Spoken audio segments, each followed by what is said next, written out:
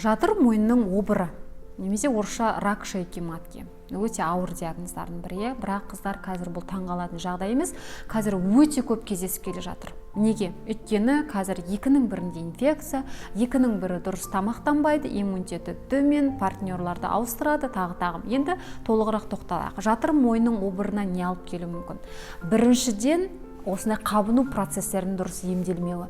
Қабыну процестерін егер дұрыс емдемейтін болсаңыз, оның түбін, именно қандай қоздырғыштар бар, вирустар бар ма, инфекциялар бар ма, соны міндетті түрде анықтау керек. Кез келген сіздің жыныс ағзаларыңызда қабыну процесі бар деді ма, инфекцияларға анализ тапсырыңыз, вирустарға анализ тапсырыңыз, ВПЧ 16-18 вирустарға тапсырыңыз міндетті түрде. Айына 6 айда бір рет, немесе жылына бір рет тексеруден өтіп тұрыңыз.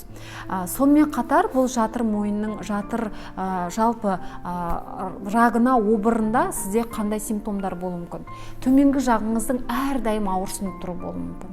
Жыныстық қатынасқа түскен кезде астыңыздан қанды бөлінділер болуы мүмкін. Жыныстық қатынас кезінде сізде ауырсынулар болуы мүмкін.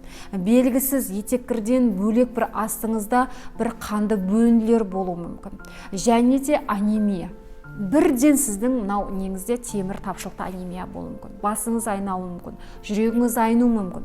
Міне осындай симптомдар сізде байқалатын болса, ештеңкеге қарамаймыз, бірден өзіңіздің гинекологыңызға тексеруге барамыз. Онкоцитологияға анализ тапсырамыз, ВПЧ 16-18-дерге анализ тапсырамыз, кольпоскопқа түсіреміз. Егер де ол сізде анықталған болса, міндетті түрде онкогинекологтың консультациясына барып, әрі қарай емді жалғастыру керек. Өйткені сізде ол метастаз дейміз, басқа ағзаларға көшуі мүмкін. Сол себепті қыздар, денсаулыққа немқұрайлы қарамаймыз, жылына 2 рет, жылына 1 рет анализдер тапсырып тұрамыз, гинекологтың тексеруіне барамыз, иммунитетті көтереміз.